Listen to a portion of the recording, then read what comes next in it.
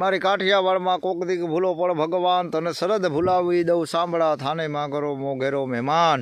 આ દુઓ આપણે કેટલા વર્ષોથી આ ગવાય છે, પણ આનું માયતમ કંઈક જાણો, આનું માયતમ કંઈક બીજું છે. તો ભગવાન જ્યારે જમવા બેઠા હતા ત્યારે દેવીએ એને પ્રશ્ન કર્યો કે નાથ, આજ તમારું શીખ સગદોડે કેમ ચડ્યું છે? અનાજનો કોળીઓ ખાવા જાઓ છો તો કાન તરફ વયો જાય છે. ત્યારે ભગવાન એટલું બોલ્યા હતા કે દેવી, આજ મને હોરઠ ધરા યાદ આવે છે. આજ મારે હોરઠ ધરામાં ભૂલું પડવું છે. હોરઠ ધરા સોહામણું ને ઊંચો ગઢ ગિનાર, પેલા હાવજડા હેંજર પીવે ને નમણા નર ને નાર. ભગવાન ગુજરાત એક રાજ્ય, ગુજરાત રાજ્યમાં એક જુનાગઢ જિલ્લો, જુનાગઢ જિલ્લાની બાજુમાં એક બિલખા એવું ગામ. એ ગામની માલિપા ભગવાન રૂપ લઈને બેસી જાય છે. રક્તપિત્તનો રૂપ લઈને બાવલીઓ બેસી ગયો બાપા સામા કાંઠે નદીને. અને શેઠ સગાડસાન સંગાવતી એવી ટેક રાખતા. કોઈ સંત આવે એને જમાડી જમવાની ટેક હતી. પણ થયું એવું, બે ત્રણ દિવસ ત્યાં કોઈ સંતના સમાચાર ન મળતા. તેઓ ભૂખા હતા, અન્નનો ત્યાગ કરેલો છે. પણ સમાચાર મળતા જ કે કોઈ બાવલીઓ આવીને સામે કાંઠે બેઠો છે. શેઠ સગાડસાન સંગાવતી ત્યાં જાય છે. મહારાજને કહે છે કે બાપુ હાલો અમારા ઘીરે, અમારા મહેમાન થાવ, અમે તમને જમવા 32 ભાતના ભોજન જમાડશું, તમને નવરાવશું ધવરાવશું. બાપુ કહે ઓહો, હું તો આખોય શરીરમાં રક્તપિત્તનો રૂપ આમ રોગ છે મને તમે મારી સેવા ન કરી શકો. અરે બાપુ એવું કા બોલો, અમે સંતોના ભૂખા છીએ, અમે તમારી સેવા સાકરી પૂરી કરીશું. બાપુ કે આ ના થાય છે. પછી બાપુને ઘરે લઈ આવે છે. શેઠ સંગાવતી શેઠ સગાડસા ઘરે લઈ આવે છે. જ્યારે 32 ભાતના ભોજન પીરસવામાં આવ્યા તે બાપુએ કીધું કે આ શું, 32 ભાતના ભોજન હું જમતો નથી. તો જો તમારે મને જમાડવો હોય તો મને માઉસ જમાડો. ઓહ, જાતના બ્રાહ્મણ વાણિયા. શેઠ સગાડસા કોઈ દી કસાઈ વાડે જાય નહીં. અને શેઠ સગાડસા કસાઈ વાડે જાય છે. ડબરો લઈ અને જાતા હોય કસાઈ વાડેથી એ મટન લઈ આવે છે. અને એ રાંધીને આ બાપુને જમાડવામાં કે બાપુ હવે જમવા માંડો. ત્યારે બાપુ એટલા જ બોલ્યા કે આ શું છે? તો કે પર માટી હું જમતો નથી. તો તમારે દીકરા કેટલા છે? ત્યારે શેઠ સગાડસા બોલે છે મારે દીકરો એક છેલૈયો છે, એ ડિસાઈડે ભણવા ગયો છે. જો તમારે મને ભોજન કરાવવું હોય તો જ હું ભોજન કરીશ. તો આ શેઠ સગાડસાએ સંગાવતી બાપા સાંભળ્યું કે છેલૈયાનું માટલું ખાંડણીમાં ખાંડી એનું ભોજન જો મને કરાવો તો જ હું ભોજન લઈશ, નકર મને હતો ત્યાં મેલી જાઉં.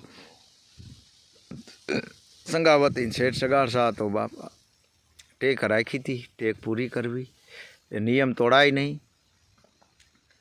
એ છેલૈયાને કોક તમારી જેવા અગાઉ કહી આવ્યા છેલૈયા ભાગી જા આગળ તને ઓલો બાપુ આવ્યો છે, તને ખાંડણીયામાં ખવડાવી દે. એ યુગનો છેલૈયો એટલો બોલ્યો તો કે ભાગું તો મારી ભૂમિકા લાગે બોરિંગના જીલે બહાર.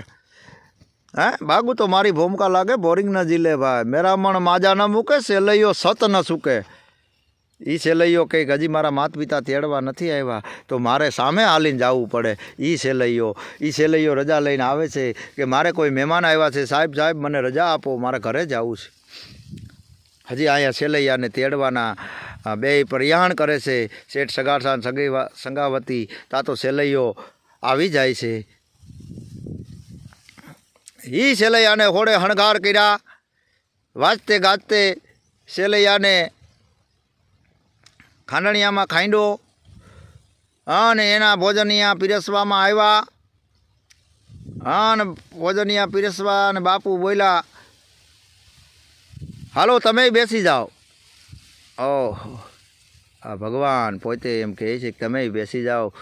ત્યારે શેઠ સંગાવતી એટલું બોલે છે કે બાપુ ભોજન આરોગો, અમારે તો સંતોને જમાડીને જમવાની ટેક છે.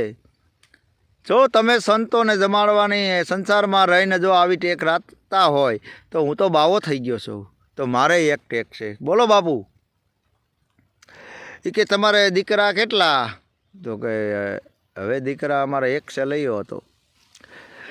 બાપુ કંઈક તો વાંજિયાના ઘરનું ખાતો નથી. વાંજિયા 3 વાર મેણું સાંભળ્યું સંગાવતીએ હેઠમાંથી કટાર કાઢીને એક કટાર મારો. બાપુ વાંજિયા હવે ન કહેતા. મારા ગર્ભમાં 7 મહિનાનું બાળક રહેલું છે. આગળ તને દેખાડું બાવા, તુંય જોઈ લે. હવે એ કટાર કાઢીને આમ સંગાવતી મારવા જાય છે ત્યારે ભગવાન પ્રસન્ન થઈ ગયા. માંગ સંગાવતી. એ સંગાવતી કહે છે કે મારા પતિને આપો, મારે કાંઈ નથી જોતું. એ સેલૈયાને હજીવન કર્યો. એ સેલૈયાને હજીવન કરી સેલૈયાને કીધું માંગ સેલૈયા માંગ. એ યુગનો સેલૈયો બોલ્યો મારે કાંઈ નથી જોતું, મારા માતા પિતાને આપો. અટાણના સેલૈયાને પૂછવું હોય તો મને ફલાણી સિટીમાં મકાન લઈ દો, મને વાં પ્લોટ લઈ દો. અને એ યુગનો સેલૈયો એટલું જ બોલ્યો હતો કે મારે કાંઈ નથી જોતું, મારા માતા પિતાને આપો. આ સતયુગની વાત છે ભાઈ. આ યુગમાં આવું ક્યારેય નહીં તમને જોવા મળે. પછી શેઠ સગારસાન પ્રભુને પ્રાર્થના કરે છે, હે પ્રભુ, આવનારા દિવસો કળિયુગના આવે છે. આવી પરીક્ષા કોઈની કરતા નહીં, કોઈ તમને કળિયુગમાં માનશે નહીં પ્રભુ. એટલે આ સોરઠ ધરા સોહામણું ઊંચો ગઢ ગિનાર, ઓલા હાવજડા હેંજર પીવે નમણા નરને નાર. મારી કાઠિયાવાડમાં કોક દીક ભૂલો પડ ભગવાન, તાને મારો મોઘેરો મહેમાન, તને સરદ ભૂલાવી દઈએ સાંભળા. એ આ અમારી સોરઠ ધરાની આ બાપા જૂની કહેવત છે. આઈના સંતો મહંતો પણ આ ધરતી ઉપર જે થઈ ગયા છે એને ખૂબ ખૂબ બાપા ધન્યવાદ. આપણા તો એક ખાલી ભગવાનનું નામ લેતાય પણ આખા દિવસમાં ટાઈમ મળતો નથી. તો બોલો સંત સેલૈયા, સંત શેઠ સગારસાની જય.